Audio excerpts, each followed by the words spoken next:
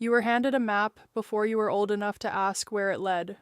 Work hard, get good grades, find a stable job, save money, climb the ladder, retire at 65. That map has been passed down so many times across so many generations that most people never stop to question whether it still points anywhere real. But here is what nobody told you. That map was not designed for your destination. It was designed for someone else's economy, someone else's era, and someone else's definition of a good life. And the real answer, the actual reason so many people follow it faithfully and still end up feeling stuck, underpaid, and quietly disappointed, is far stranger than you think.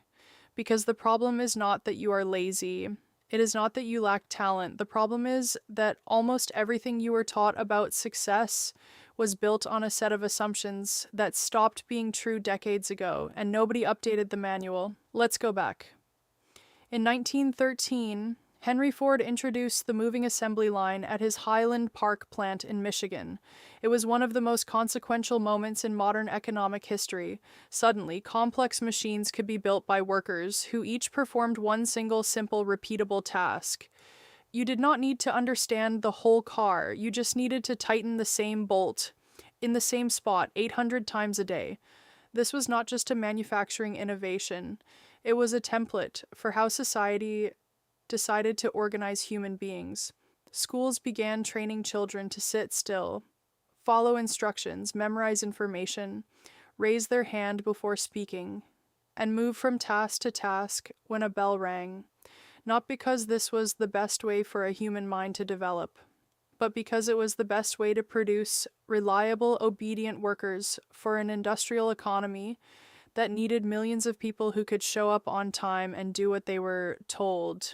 Frederick Winslow Taylor, the management theorist whose ideas shaped almost every workplace of the 20th century, believed that the ideal worker should not think. Thinking, in his framework, was the manager's job. Execution was yours. His system, which he called scientific management, was adopted by factories, then offices, then schools, then governments. It became the invisible architecture of modern work. You were trained inside that architecture, and so were your parents, and their parents before them. Here is the belief it installed in you. Security comes from being a reliable part inside a larger machine. The safest path is the one that makes you as indispensable as possible to someone else's operation.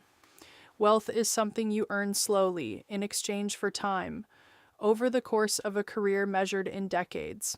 That belief made sense in 1950.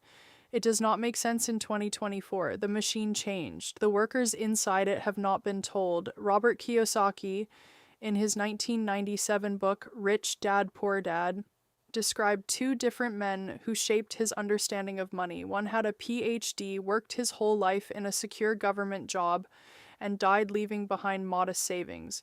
The other never finished high school, built multiple businesses, invested in assets, and died wealthy. The lesson Kiyosaki drew was not that education is worthless. It was that the financial education most people receive is designed for employees, not for owners. It teaches you how to earn money safely inside someone else's system. It does not teach you how to build one. And this distinction, employee thinking versus owner thinking, is one of the most important differences between the people who achieve conventional success and the people who build something that actually compounds. Ask yourself something. When you imagine a successful person, what do you see? A corner office, a high salary, a prestigious title. Those images were handed to you. You did not choose them. They were installed by years of exposure to a culture that defined success as achievement within a pre-existing hierarchy. But here is the counterintuitive truth. Most of the people who built lasting wealth, influence, or freedom did not climb someone else's ladder. They built a different structure entirely.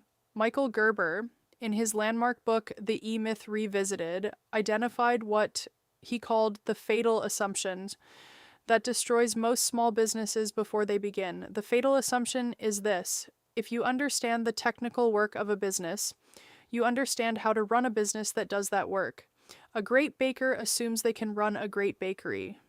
A skilled mechanic assumes they can run a great garage.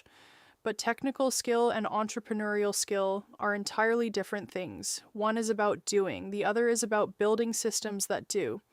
Most people who break free from conventional employment fall straight into this trap. They escape one prison and build another with their own hands. They are not free, they have just changed who is cracking the whip. True leverage, the kind that separates people who trade time.